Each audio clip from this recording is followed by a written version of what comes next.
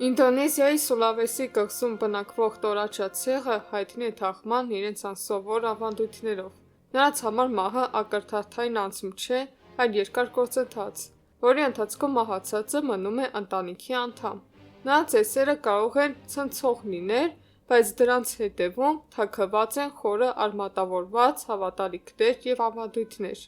Ողջույն, ձեր հետ այսպերկն է։ Այս տեսանյութում մենք անդրադառնանք, թե ովքեր են Տորաջան, ինչպես են նրանք ապրում, ինչին են հավատում, ինչ անսովոր ծեսեր են նրանք կատարում և ինչու են մահվան մասին նրանց պատկերացումները զարգացել այնպես, ինչպես իրենք են անում։ Բաժանորդագրվեք այս բերկալիքին և մենք սկսում ենք։ Տորաջաները Ինդոնեզիայի Սուլավեսի կղզու լեռնային շրջաններում բնակվող ժողովուրդ են։ Նրանց անունը թարգմանվում է որպես լեռների մարդիկ, և նրանք երկար ժամանակ մեկուսացված մնացին արտաքին աշխարհից, թույլ տալով նրանց պահպանել յուրահատուկ կենսակերպ։ Նրանց հայրենիքը լեռնոտ տարածքն է, որը շրջապատված է բրնձի դերհացներով և խիտ անտառներով։ Տորաչա գյուղերը արտասովոր տեսք ունեն, հիմնական տները, որոնք կոչվում են տոնգկանոն, կանգնած են ոտքերի վրա, և նրանց տանիքները կորացած են գոմեշի կամ շրջված նավակի եղջյուրների պես։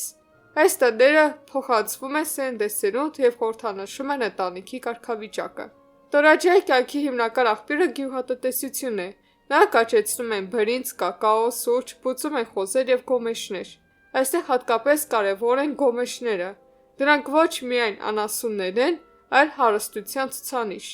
Ինչքան շատ գոմեշներ ունի ընտանիքը, այնքան բարձր է նրա դիրքը հասարակության մեջ։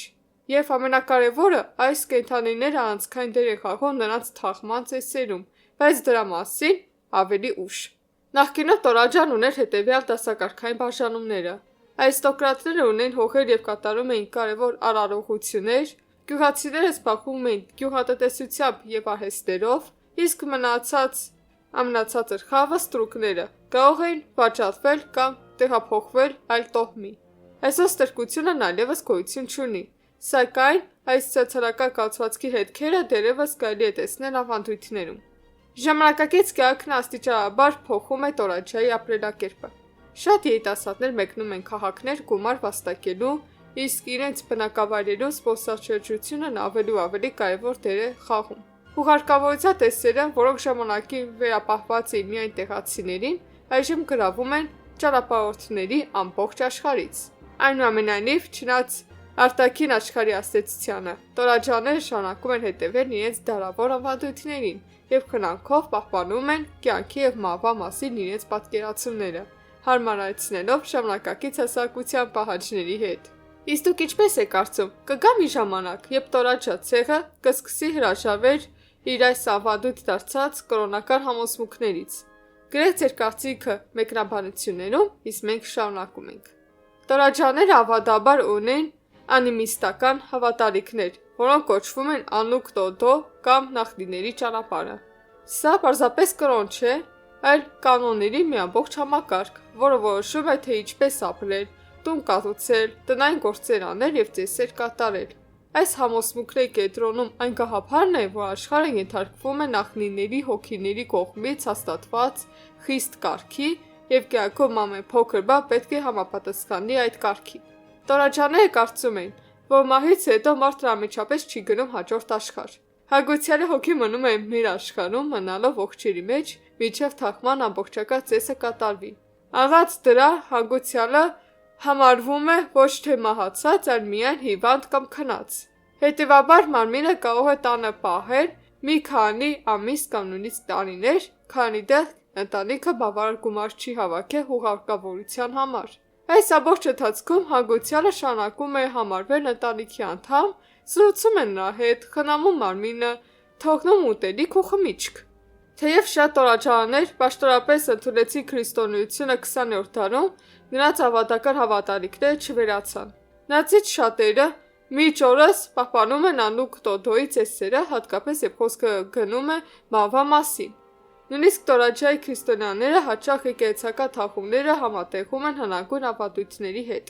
Այս կրոնը սերտորեն կապված է նրանց սոցիալական կառուցվածքի հետ։ Որքան հարուստ է ընտանիքը, այնքան ավելի լայն ծեսեր կարող է իրեն թույլ տալ։ Հետևաբար, այստեղ հոգևոր համոզմունքները անխախտելիորեն կապված են մարդու նյութական վիճակի հետ։ Սգո ծեսերը դառնում են ընտանիքի կարգավիճակը ցույց տալու միջոց, իսկ Գոմեշի զոհաբերություններն ու ավանդույթները դառնում են ոչ միայն կրոնական ակտ, այլև սոցիալական հիերարխիայի տարր։ Տորաջայի հոգարկավորության ծեսերը ավանդույթների բարդ համակարգ են, որոնցով մահն ընկալվում է ոչ թե որպես վերջ, այլ որպես այլ աշխարհ անցնելու երկար գործընթաց։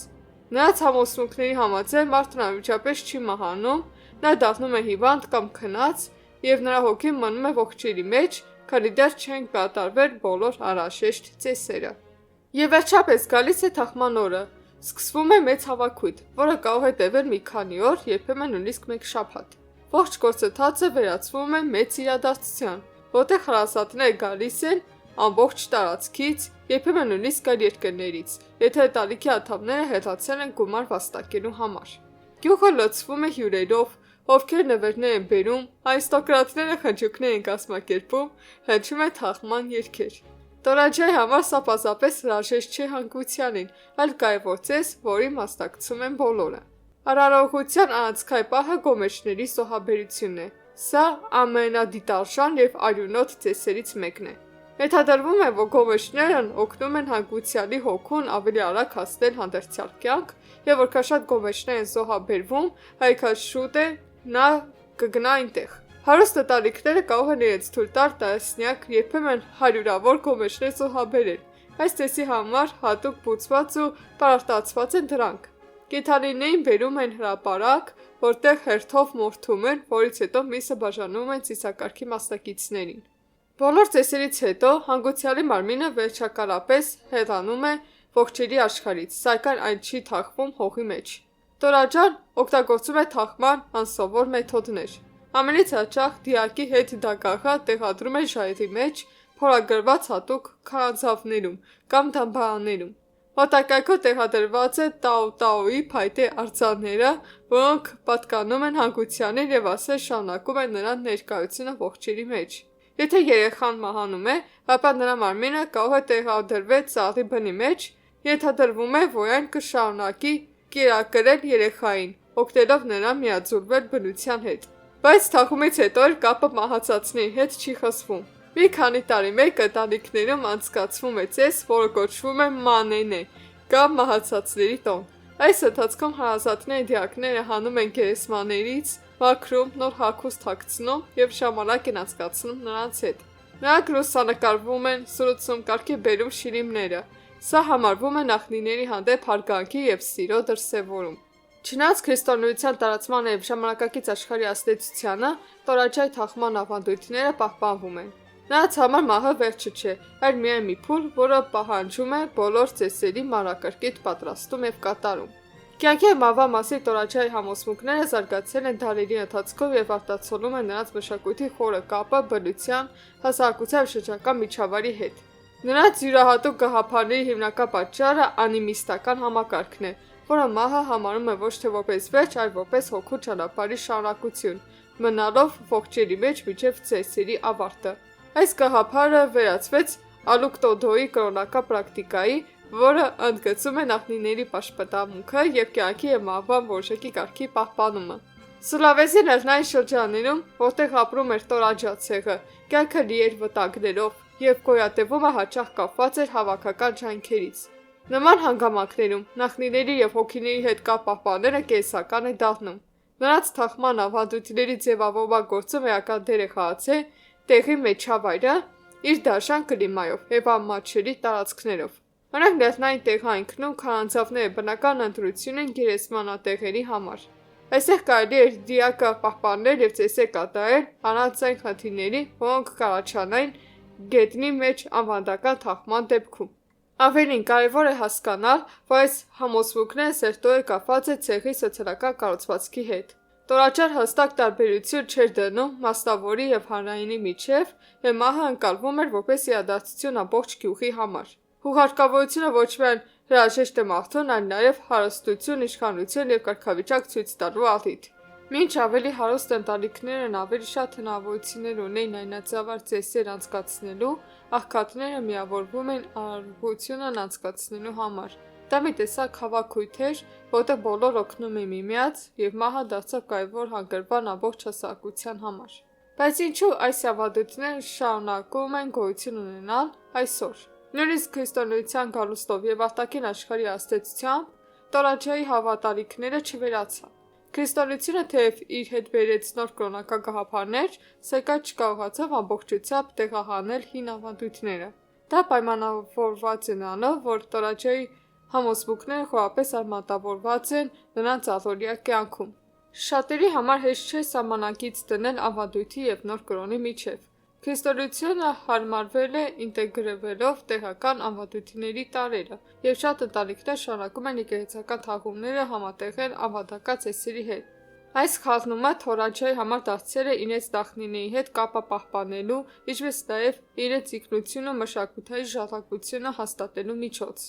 Այս ամենը ցույց է տալիս, թե որքան սերտորեն են կապված Թորաջայի ավանդույթները նրանց կյանքի հետ եւ ինչպես է նրանք ընկալում աշխարհը։ Սրանք սոսկ ծեսեր չեն, այլ նրանց ինքնության կարևոր մասը, սերունդների միջև կապերի պահպանումը եւ նրանց համայնքի ամրապնդումը։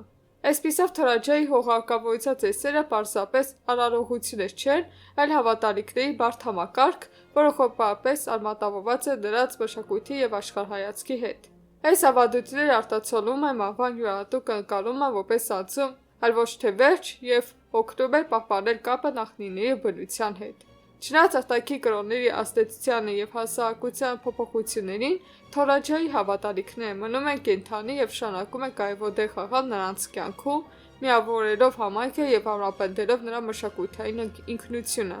Իսկ մենք ներկայացնենք Թորաջա ցեղի կրոնական հավատալիքները, որպեսզի ցույց տանք, թե ինչ խելահեղության կարող է հասնել չափածծված իռացիոնալ գաղափարները, որոնց դեմ չափազանց դժվար է պայքարել։ Իսկ միթե քրիստոնեությունը, իսլամը կամ այլ կրոն չեն պարունակում նման աբսուրդ գաղափարներ։ Իհարկե պարունակում են։ Պարզապես մենք սովորել ենք դրանց եւ նորմալ ենք դիտարկում։ Բայց ժամանակն է, որպեսզի վերանայենք մեր գաղափարական համոզմունքները։ Միգուցե Թորաջայի նման մի ծայրահեղական աբսուրդիեն մենք ենք հավատում, օրինակ, որ Հիսուսը ծնվել է կույսից կամ որ Մուհամեդը թռչող ձիով հասել է երկինք։ Սրանք հարցեր են մտորելու համար։ Կիսվեք տեսալյութով ձեր էջերում, թող մյուսներն էլ իմանան այս հետաքրքիր ցեղի հավատալիքների մասին։ Բաժանորդագրվեք այս փերկալիքին, որպեսզի բաց չթողնեք նոր եւ հետաքրքիր տեսանյութերը։ Գրեք մեկնաբանություններում ձեր կարծիքը եւ լայքը չմոռանաք։ Կհանդիպենք։